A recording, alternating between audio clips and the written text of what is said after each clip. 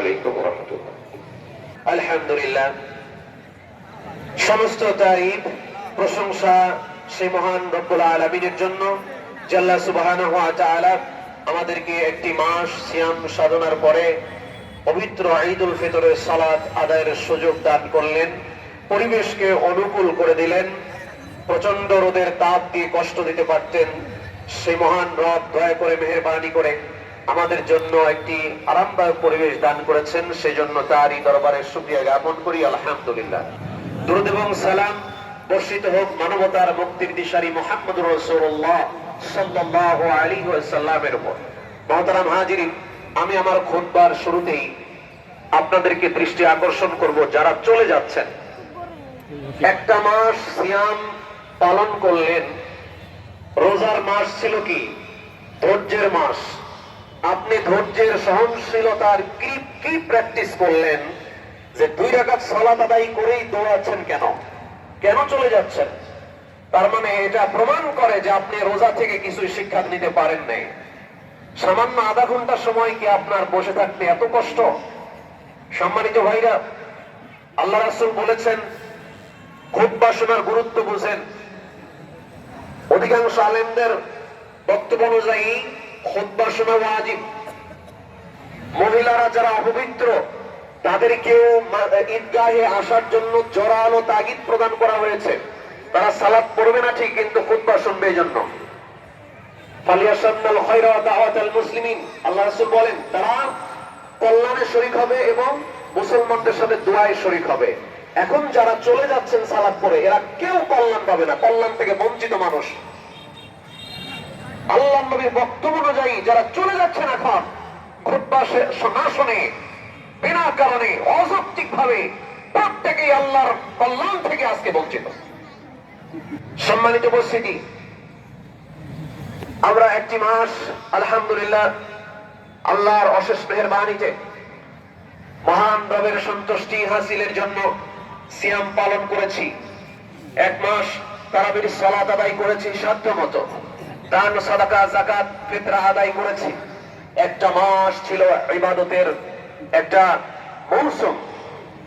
মুসলমানদের জন্য, মুমিনের জন্য একটা বসন্তকাল ছিল পবিত্র মাহে রমাদান। এই রমজান মাস আমাদের মাস থেকে চলে গেছে।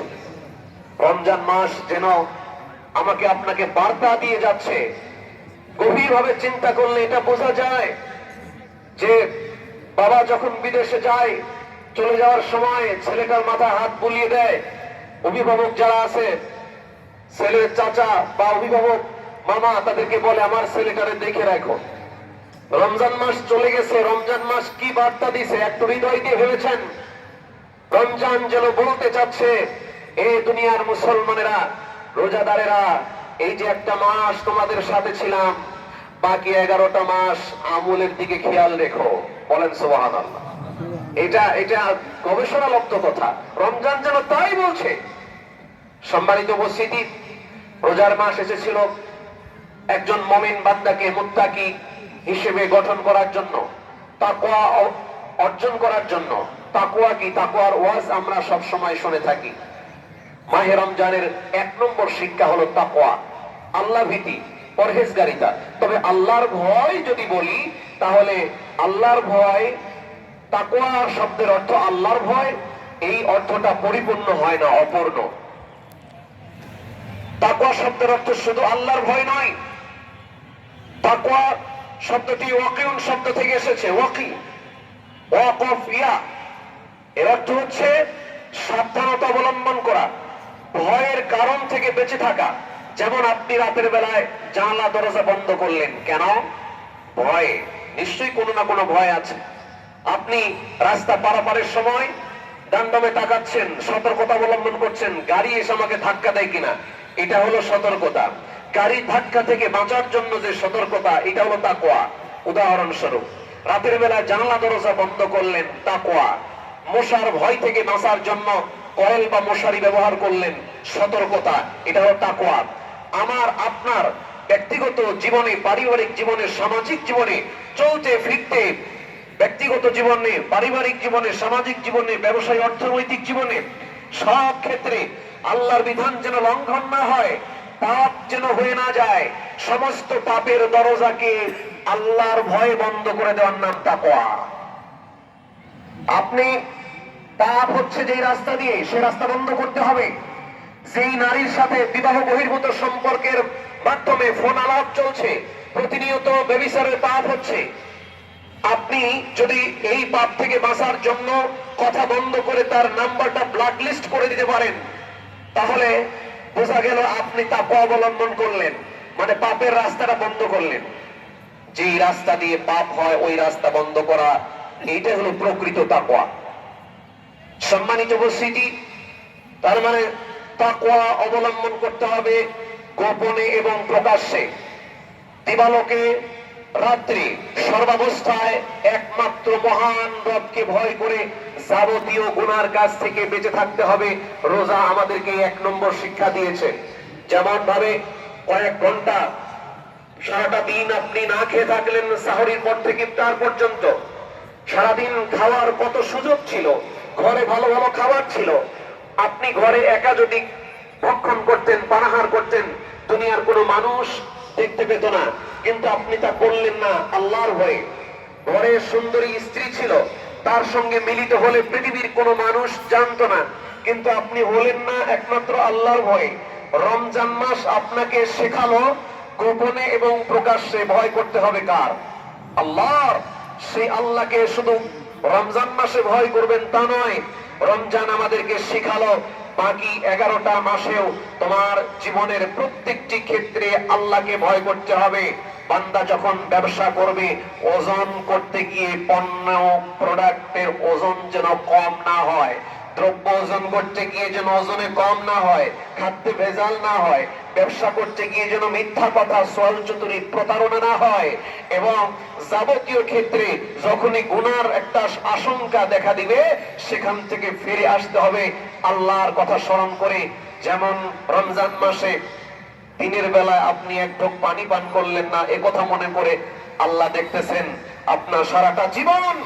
এই রমজান মাসের টেন্ডেন্সি, মানসিকতা নিয়ে জীবন যাপন করতে হবে। আল্লাহ তুমি আমাদেরকে সেই তাকওয়া অবলম্বন করার তৌফিক দান করুন, বলেন আল্লাহুম্মা আমিন। প্রিয় উপস্থিতি, আমরা রোজার মাসে যে আমলগুলো করেছি সেগুলোকে ধরে রাখতে হবে। আল্লাহ রাব্বুল আলামিন বলছেন, ওয়ালা তাকুনু কাল্লাতী নাকাদাত গাসলাহা মিন বা'দি কুওয়াতিন আনকাসা। এই বান্দা, তোমরা ওই উম্মাদিনী পাগলি মহিলার মতো হইও না, যেই মহিলা সারাদিন কষ্ট করে সুতা পাকানো হয়ে গেলে আবার কেটে কেটে খুলে খুলে নষ্ট করে ফেলে, এইরকম হইও না।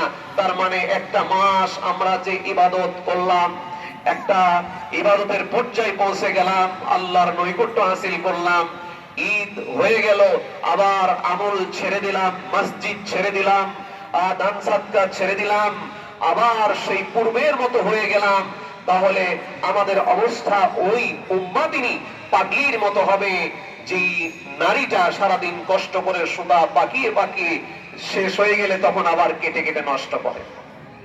এই উপস্থিতি, আমলের ধারাবাহিকতা আমাদেরকে রক্ষা করতে হবে। আমি আপনাদেরকে গরমে বেশিক্ষণ সময় কষ্ট দেব না, অল্প কয়েকটা মিনিটের ভিতরেই খুতবা শেষ করবো ইনশাআল্লাহ। আমাদের জীবনে বাকি 11টি মাস আমরা আল্লাহর নবীর 10টা কর্মসূচি, 10টা উপদেশ বাণীর উপর ভিত্তি করে জীবন যাপন করব ইনশাআল্লাহ। সেই 10টা বাণী আপনাদের সামনে উপস্থাপন করে আজকের খুতবা সমাপ্ত করতে চাই। মুসনাদে আহমদের হাদিস, সহিহুত তারগীব, সহিহুল জামে, বিভিন্ন কিতাবে এই হাদিসটি এসেছে। আল্লাহর নবী সাল্লাল্লাহু আলাইহি ওয়াসাল্লাম আমাদের জীবন কেমন হবে তিনি 10টা সোনালী উপদেশ প্রদান করেছেন।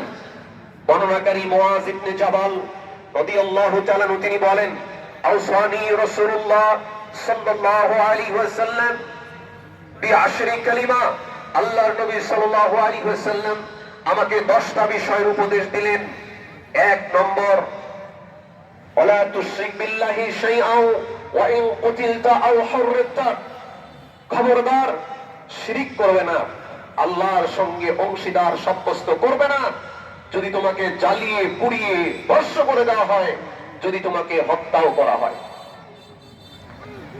প্রিয় ভাই আমার, বন্ধুরা আমার, আল্লাহর নবী এমন একটা উপদেশ দিয়ে গেলেন উম্মতদেরকে, তোমাকে যদি হত্যা করা হয়, জ্বালিয়ে পুড়িয়ে শেষ করে দেওয়া হয়, তারপরেও তুমি শিরকের সঙ্গে আপোষ করবে না, শিরিক মুক্ত জীবন যাপন করবে।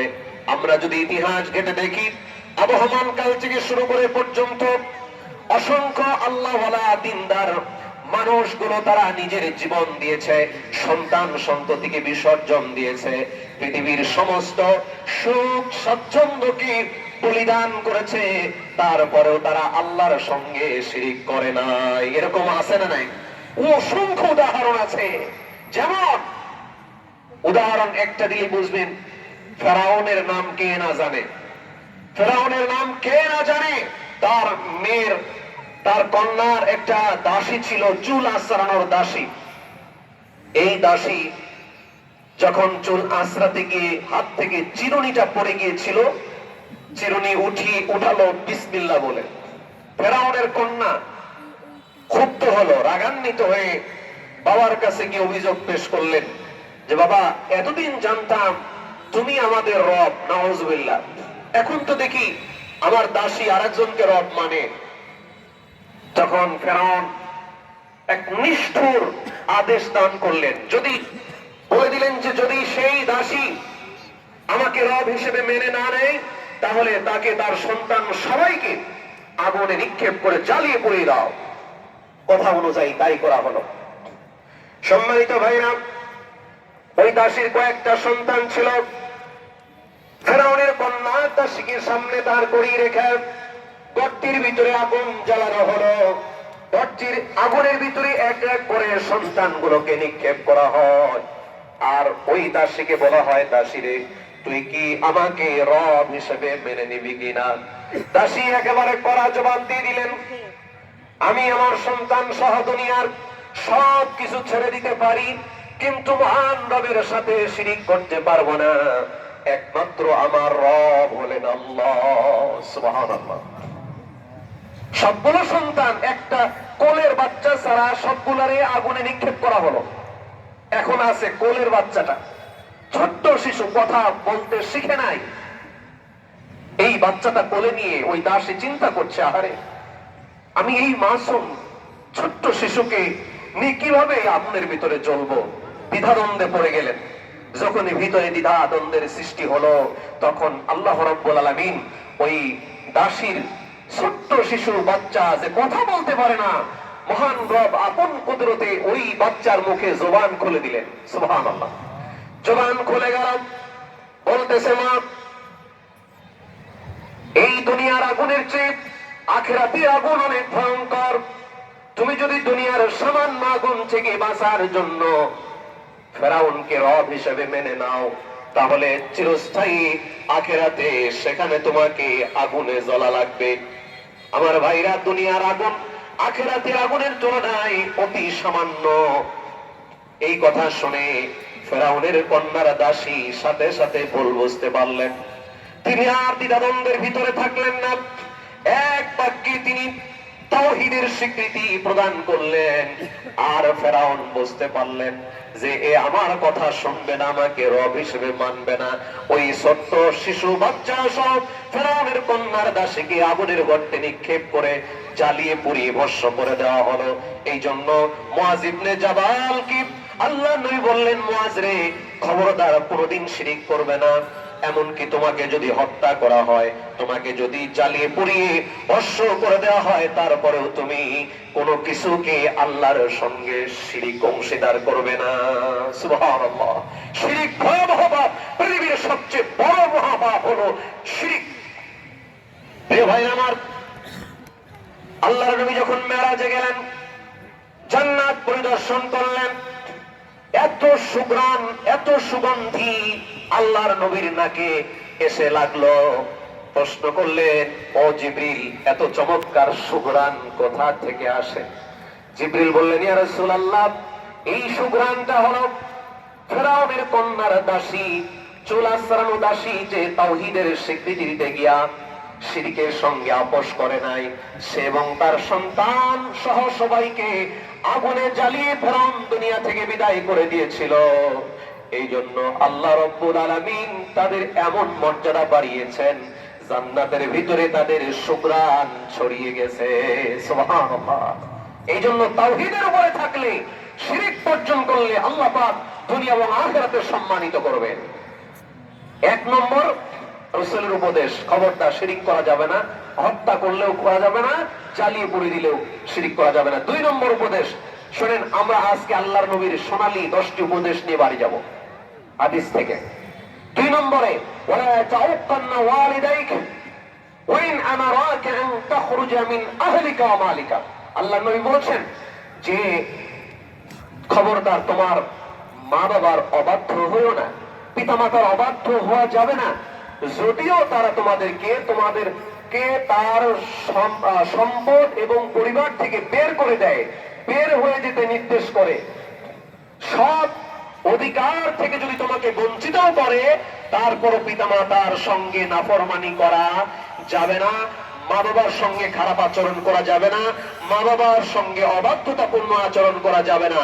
তারা যদি সন্তানের উপরে জুলুম করে, এই জন্য দায়ী হবে আল্লাহর কাছে, বিচারের মাঠে বিচারের সম্মুখীন হবে। কিন্তু তুমি সন্তান হিসেবে পিতামাতার উপরে চড়াও হতে পারবে না, পিতামাতার সাথে খারাপ আচরণ করতে পারবে না। তাহলে পিতামাতার সম্মান কত চিন্তা করেন।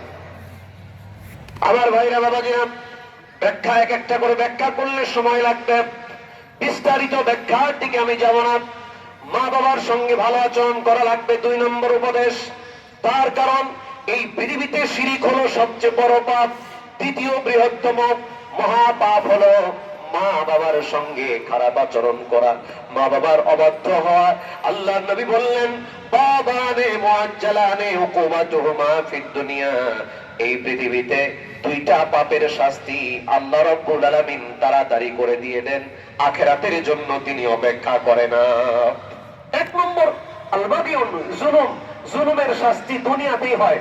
যদি পৃথিবীতে জুলুম করেন, আপনি এক সময় জুলুমের শিকার হয়ে তারপরে বিদায় হবেন। 2 নম্বর আল-উকুক, পিতামাতার অবাধ্য হওয়া। যদি কোন সন্তান পিতামাতার অবাধ্য হয়, তাহলে আল্লাহ পাক রব্বুল আলামিন তার সন্তানকে দিয়ে তাকে দুনিয়াতে লাঞ্ছিত করেই ছাড়বেন, এতে কোনো সন্দেহ নাই। আল্লাহ রাসূলের 3 নম্বর সোনালী উপদেশ হলো, ওয়ালা তাতরুকান্না সালাতান মাকতুবাতান মুতাআম্মিদান ফাইন্না মান তারাকা সালাতান মাকতুবাতান মুতাআম্মিদান ফাকাদ বারিয়াত মিনহু যিম্মাতুল্লাহ। আল্লাহ রাসূল বলছেন, খবরদার তোমরা ফরজ সালাত ছেড়ে দিও না, ফরজ সালাত তোমরা ছেড়ে দিও না, 5 ওয়াক্ত সালাত আদায় করো। যদি ফাইন্না মান তারাকা সালাতান মাকতুবাতান মুতাআম্মিদান, ইচ্ছাকৃতভাবে যদি কেউ সালাত ছেড়ে দেয়, ফাকাদ বারিয়াত মিনহু যিম্মাতুল্লাহ, আল্লাহর দায়িত্ব তার উপর থেকে আল্লাহ উঠিয়ে নেন। নাউযুবিল্লাহ। এইজন্য 5 ওয়াক্ত সালাত জামাতের সাথে আদায় করবে। আমাদের সহকারী ইমাম মাওলানা সাহেব ফজরের সালাতের পরে বক্তব্যে বলেছেন, একজন মুসলিমের পরিচয় তো সালাত। কথা তো তাই, সালাত আছে আপনি মুসলিম, সালাত নাই মুসলিম নন। নিয়মিত 5 ওয়াক্ত সালাত আদায় করতে হবে।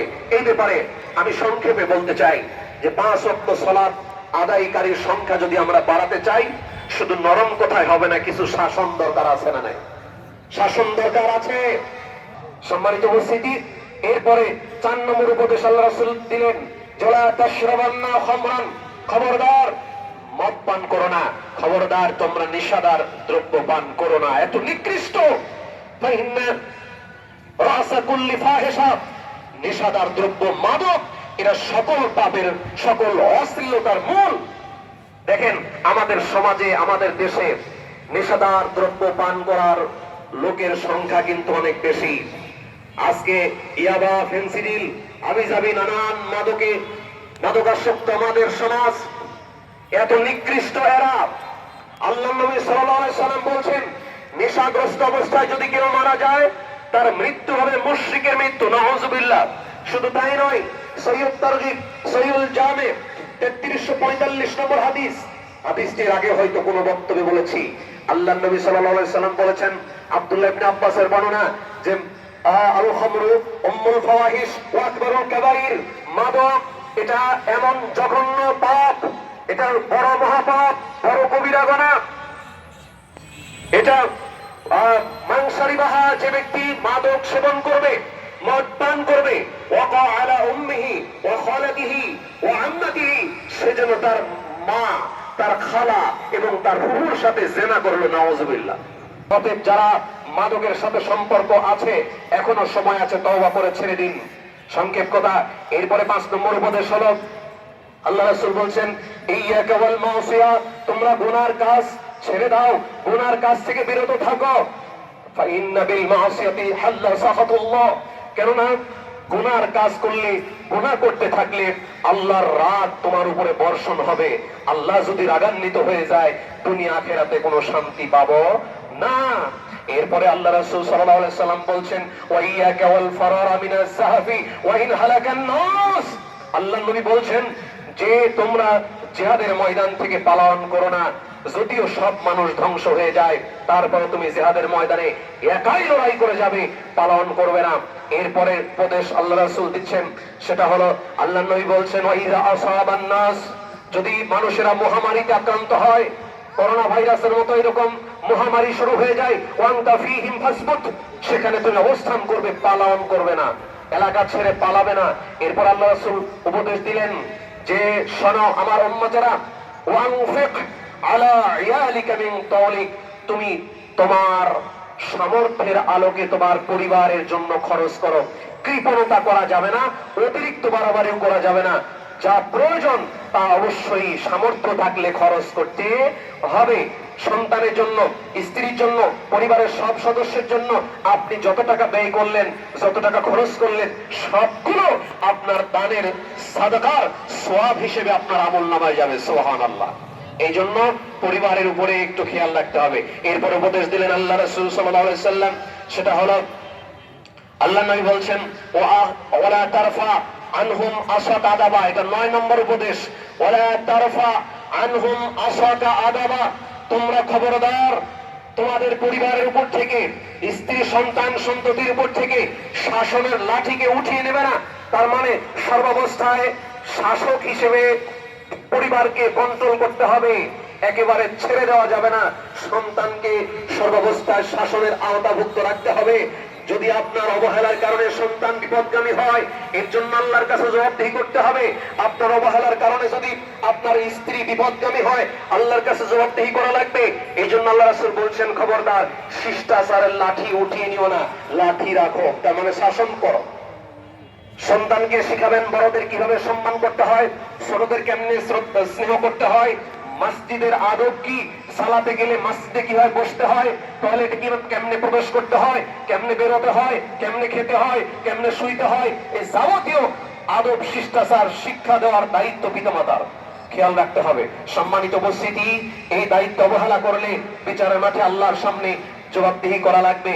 এরপরে 10 নম্বর উপদেশ আল্লাহ রাসূল দিলেন, আল্লাহ নবী বললেন, ওয়া আখিফুহুম ফিল্লাহ, এবং তাদের ভিতরে আল্লাহর ভয় সৃষ্টি করে দাও, তারা যেন আল্লাহকে ভয় করে চলে। কারা?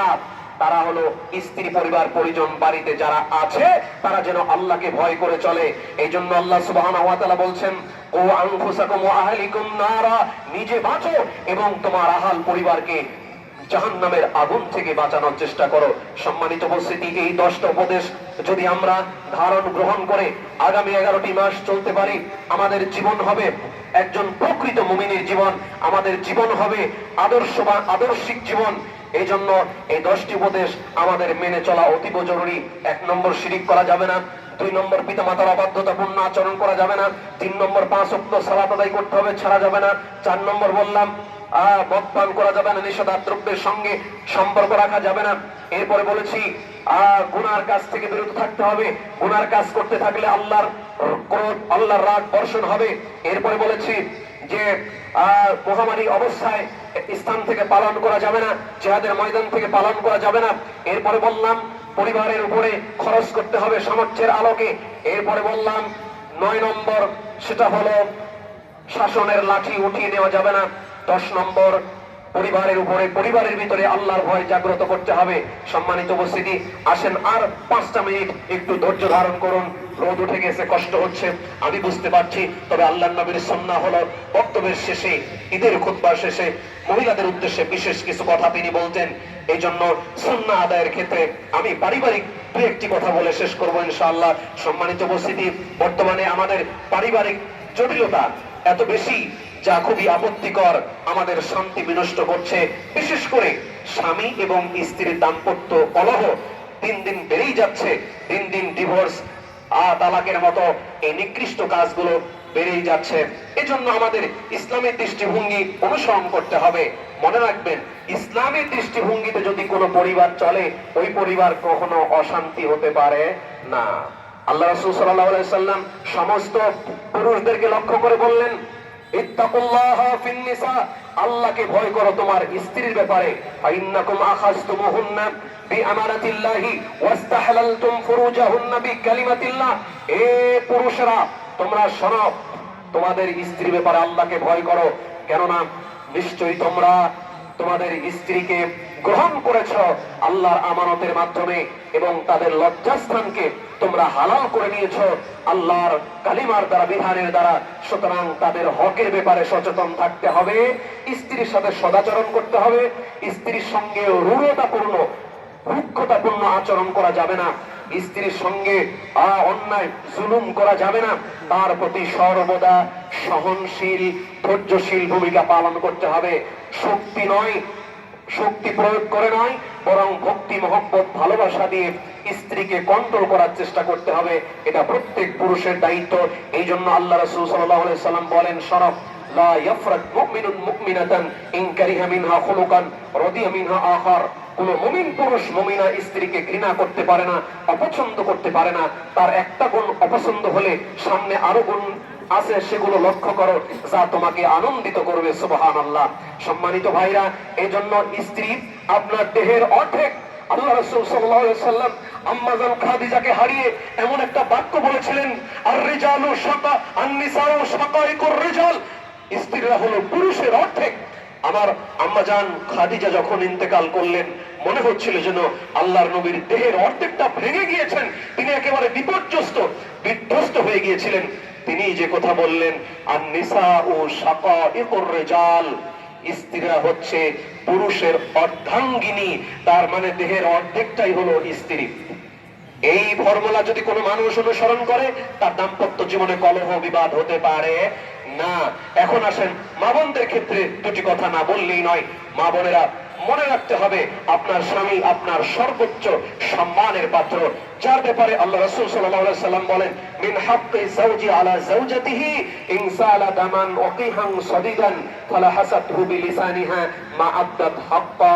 আল্লাহ নবী বলছেন, আল্লাহ রাসূল বলছেন, নারীদের লক্ষ্য করে, যে একজন স্বামীর তার স্ত্রীর প্রতি এত হক, এত অধিকার আছে, স্ত্রী যদি তার স্বামীর দেহের পচা ঘা, দেহের ক্ষত স্থানে যে ঘা তৈরি হয়, ওই ঘা যদি নিজের জিহ্বা দিয়ে চেটে পরিষ্কার করে দাও, তারপরেও স্বামীর পূর্ণাঙ্গ হক আদায় করতে পারবে না। স্বামী এত সম্মানের পাত্র। আল্লাহ সুবহানাহু ওয়া তাআলা কোরআনুল কারীমের মধ্যে বলছেন যে নারী জাতিকে স্ত্রীদেরকে তৈরি করা হয়েছে পুরুষের প্রশান্তির জন্য, শারীরিক এবং মানসিক প্রশান্তির জন্য। স্ত্রী যদি হয় পুরুষের অশান্তির কারণ, তাহলে ওই স্ত্রী কোনদিন আল্লাহর জান্নাতে যেতে পারবে না। আল্লাহ সূরা রুমের মধ্যে বলছেন, লিতাসকুনু ইলাইহা, যে স্ত্রীদেরকে সৃষ্টি করা হয়েছে যেন তাদের কাছে গিয়ে তার স্বামীরা শান্তি পায়, শারীরিক শান্তি, মানসিক শান্তি পায়। কিন্তু আমার দেশে অসংখ্য স্বামীরা আছে, ব্যবসা, দোকান থেকে, অফিস থেকে বাড়িতে যেতে চায় না। সে বলে যে বাড়ি থেকে আমার বাহিরেই ভালো লাগে বেশি। মানে বাইরে থেকে বাড়িতে গেলে অশান্তি শুরু হয়ে যায়, ঘরটা যেন জাহান্নামের টুকরা। যদি তাই হয়, কোন স্ত্রীর কারণে যদি ঘরে এরকম অশান্তি হয়, মনে রাখবেন জান্নাত চিরতরে হারাম হয়ে যাবে। অতএব সাবধান। মা বোনদেরকে সংক্ষিপ্ত কথায় এটা অনুরোধ করব, যে হাদিসটা প্রায় আমি বলে থাকি, যে স্বামী এত সম্মানের পাত্র, যার ব্যাপারে আল্লাহ রাসূল বলেন, স্বামী যদি অসন্তুষ্ট হয়, এমত অবস্থায় যদি কোনো স্ত্রী ইবাদত বন্দেগী করে, তার কোন ইবাদত আল্লাহর দরবারে কবুল হবে না। আল্লাহ রাসূল বলেছেন, ইসনানি লা তুজাউযু সালাতুহুমা রুসাহুমা আব্দুন আবিকুম মিন মাওলিহি হাত্তা ইয়ারজিআ ইলাইহিম ওয়া ইমরাতুন আসত যাওজাহা। আল্লাহর নবী বলেছেন, দুই শ্রেণীর মানুষের সালাত, সিয়াম, ইবাদত আল্লাহর কাছে পৌঁছে না, মাথার উপরে যায় না, মানে কবুল হয় না। তার ভিতরে একটা হলো ওই স্ত্রী যে তার স্বামীর অবাধ্য। খবরদার, কোন অবস্থাতেই স্বামীর অবাধ্যতাপূর্ণ আচরণ করা যাবে না। সহনশীল হতে হবে, ধৈর্যশীলা হতে হবে। বাবনদেরকে অনুরোধ করি, আপনাদের মাত্র 4টা কাজে জান্নাতের গ্যারান্টি, কিন্তু পুরুষের বিভিন্ন হিসাব নিকাশ আছে। কিয়ামতের মাঠে পুরুষদেরকে হিসাব নেওয়া হবে, ব্যবসার হিসাব নেওয়া হবে, মুআমালাত মুআশারাতে হিসাব নেওয়া হবে, সব বিষয়। কিন্তু আপনাকে এত বিষয় ধরা হবে না। আপনার স্বামী যে হারাম খেয়েছে, সুদের সাথে সম্পর্ক ছিল, এইটার জন্য আপনি স্ত্রী আপনাকে ধরা হবে না। এইটার জবাবদিহিতা আপনার নাই। কতটা সহজ রাস্তা আপনার চিন্তা করেন, কতটা সহজ পথ। শুধু 4টা কাজ করলেই জান্নাত। 5 ওয়াক্ত সালাত, রমজান মাসের সিয়াম, লজ্জাস্থানের হেফাজত, পর্দা, আর স্বামীর খেদমত, এই 4টা কাজ করলেই জান্নাত। কিন্তু অধিকাংশ মা বোনেরা এই 4টার একটাও করতে পারে না পরিপূর্ণ হবে। দুর্ভাগ্য আমাদের। মা বোনদেরকে অনুরোধ করব, নিজেদেরকে হেফাজত করুন, পর্দার ভিতরে রাখুন, খাস পর্দা করুন। দেবর ভাসর নন্দে তাদের সামনে গিয়ে নিজেকে উপস্থাপন করবেন না, পর্দার ভিতরে থাকুন। সামান্য 2 দিনের দুনিয়া, কখন না জানি মালাকুল মউত মাথার কাছে আসবে। আল্লাহ রাসূল যে বললেন, ও আখিফুম ফিল্লাহ, আল্লাহর ভয় সৃষ্টি করো পরিবারের ভিতরে। ভাইদেরকে বলবো, পরিবারের সবার ভিতরে আল্লাহর ভয় জাগ্রত করার প্রাণান্তকর প্রচেষ্টা করতে হবে। মা বোনদেরকে শেষ একটা হাদিস বলে যায়, দাম্পত্য জীবনের যেন কোনো কলহ না হয়, স্বামী স্ত্রীর ভিতরে বিবাদ বিসম্বাদ যেন না হয়, হলে একে অপরের স্যাক্রিফাইস করতে হবে। একজনের যদি রাগ বেশি হয়ে যায়, একজন যদি বেশি দোষ করে, তাহলে ক্ষমা চাইতে হবে।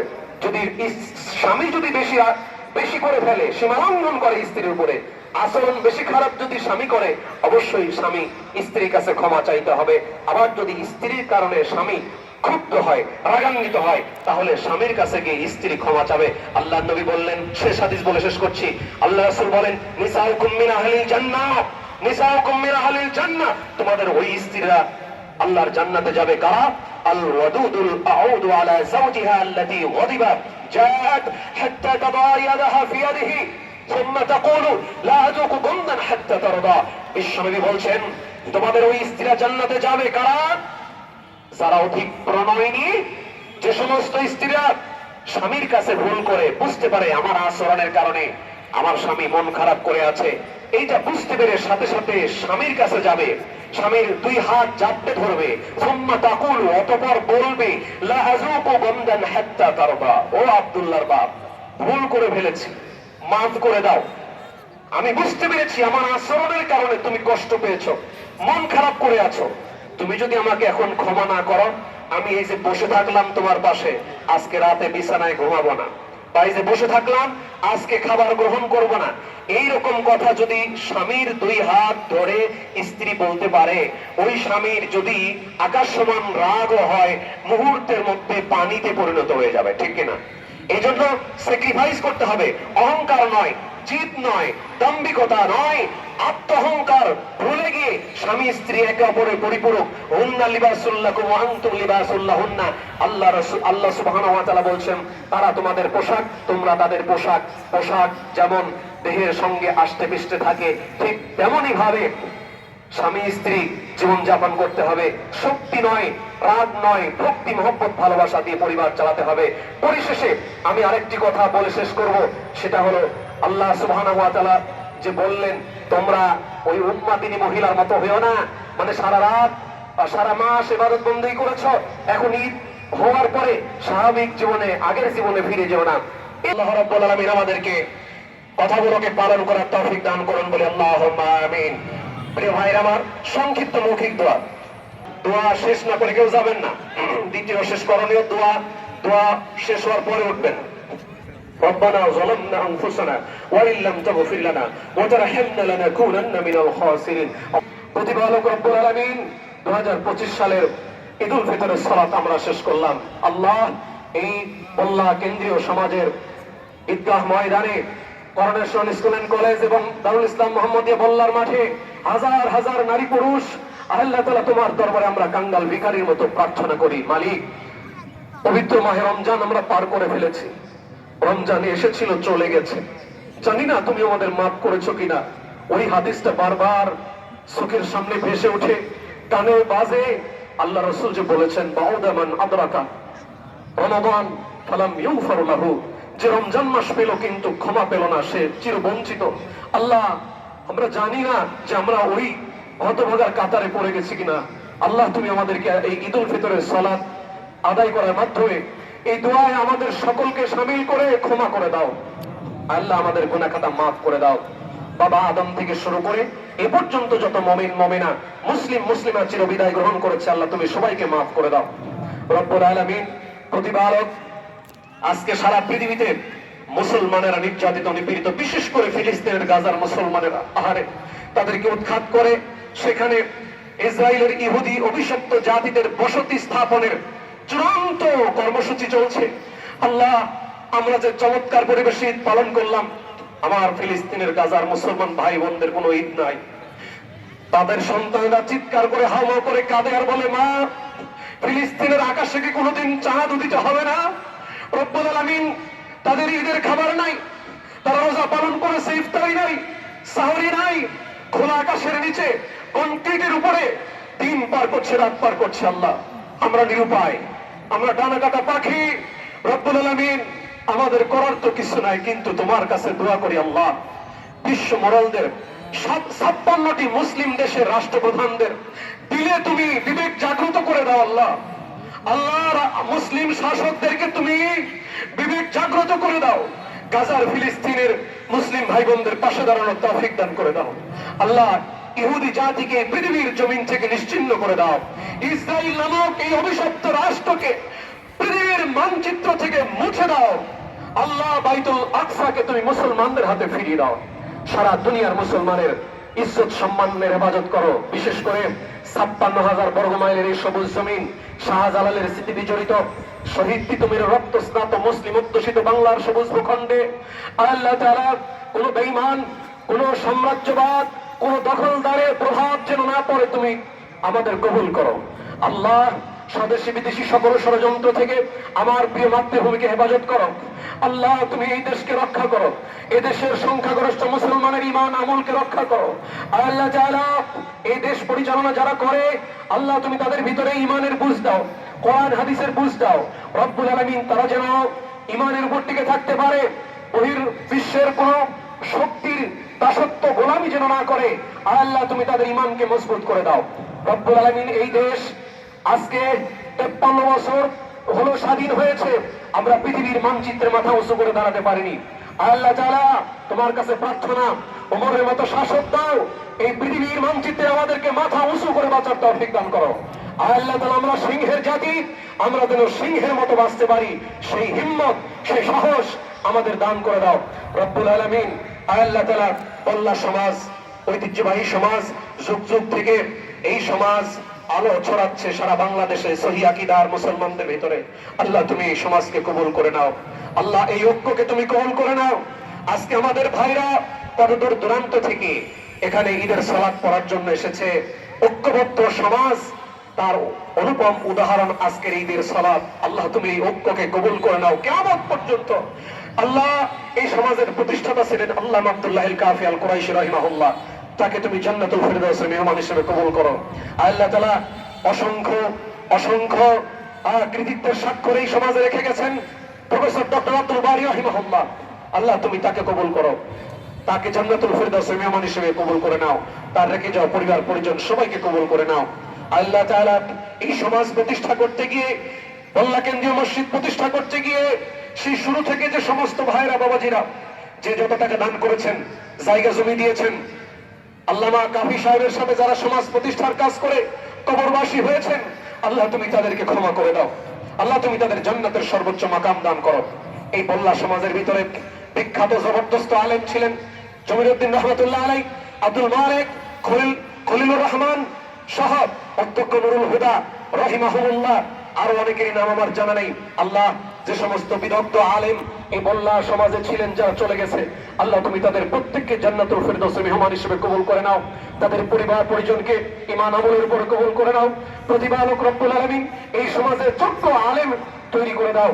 আল্লাহ, ভবিষ্যতে যেন এই সমাজ, এই সমাজের মসজিদ, এই সমাজের ঈদগাহ যেন আল্লাহর সন্তানেরা নেতৃত্ব দিতে পারে, ইমামতি করতে পারে, খুতবা প্রদান করতে পারে। আল্লাহ তুমি সেই তৌফিক দান করে দাও রব্বুল আলামিন। আমাদের পরিবারগুলোকে তুমি কবুল করো, হালাল রুজি খাওয়ার তৌফিক দান করো, হারাম পরিত্যাগ করার তৌফিক দান করে দাও। আল্লাহ তাআলা এই একটা মাস সিয়াম পালন করতে গিয়ে অনেক ভাইরা অনেকভাবে কষ্ট করেছে। যে সমস্ত ভাইরা পরিশ্রম করেছে, আল্লাহ তুমি তাদের পরিশ্রম কষ্টকে কবুল করে নাও। মা বোনেরা সিয়াম রেখে সারাদিন কষ্ট করে আবার রান্না বান্না করেছেন, ইফতার প্রস্তুত করেছে, সন্ধ্যা রাতের খাবার তৈরি করেছে, সাহরির খাবার তৈরি করেছে। একটা মাস আমার মায়েরা বোনেরা কষ্ট করলেন। আল্লাহ তুমি আমার মা বোনদের দিল কলিজাকে তোমার রহমত দ্বারা প্রশান্ত করে দাও। আল্লাহ তুমি তাদেরকে ক্ষমা করে দাও, তাদেরকে ধৈর্যশীলা সহনশীলা বানাও। আল্লাহ তাআলা তুমি তাদেরকে পরিবার গঠনে গুরুত্বপূর্ণ ভূমিকা পালন করার তৌফিক দান করে দাও রব্বুল আলামিন।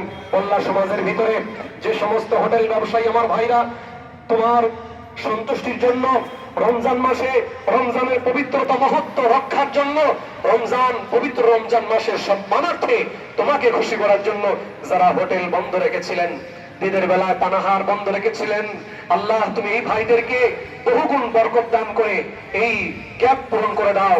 আল্লাহ তুমি তাদের পরিবার পরিজনে বরকত দান করে দাও।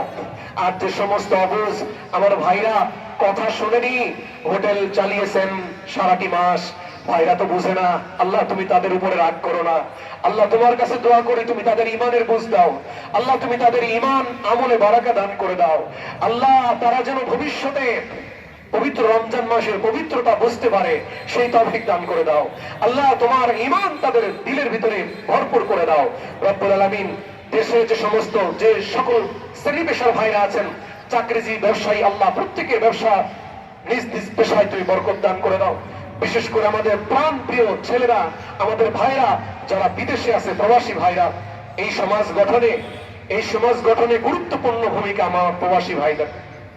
শুধু সমাজ নয়, আজকে বাংলাদেশের রেমিটেন্স স্ট্রং করা, বাংলাদেশের অর্থনীতিকে চাঙ্গা করার ক্ষেত্রে অন্যতম যোদ্ধা হিসেবে কাজ করছে আমার প্রবাসী ভাইরা। আল্লাহ তুমি আমার প্রবাসী ভাইদের নিরাপত্তা দান করো।